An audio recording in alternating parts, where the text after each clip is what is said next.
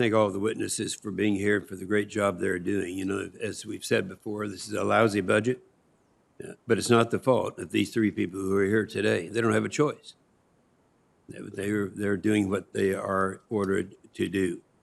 And I don't like it, and not many members of this committee like it, because this budget doesn't keep up with inflation, much less the 3 to 5%. If you read the book, this is what we go by, and we have since 18, and it's very clear where we should be today.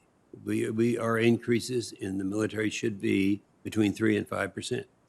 It's been there. We've talked about this for a long period of time. We're there, and we're not doing it.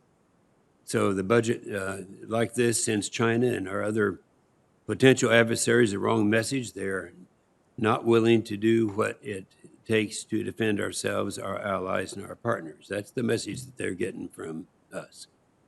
And we should be worried about China for a multitude of reasons, but looking just at their Navy, they passed our fleet size target of 355 ships last year, and will reach the 460 ships by 2030. They're on schedule to do that.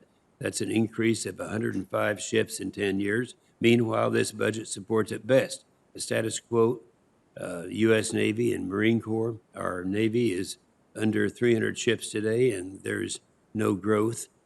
In fact, while China is growing its fleet, our Navy is struggling to avoid shrinking, because right now, that's what it is, along with the rest of the military.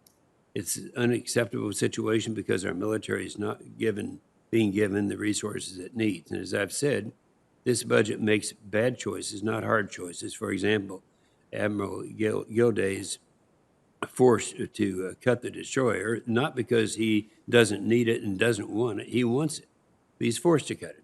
Didn't have a choice. The budget also proposes to inactivate 15 ships, 10 of which have more years of service left.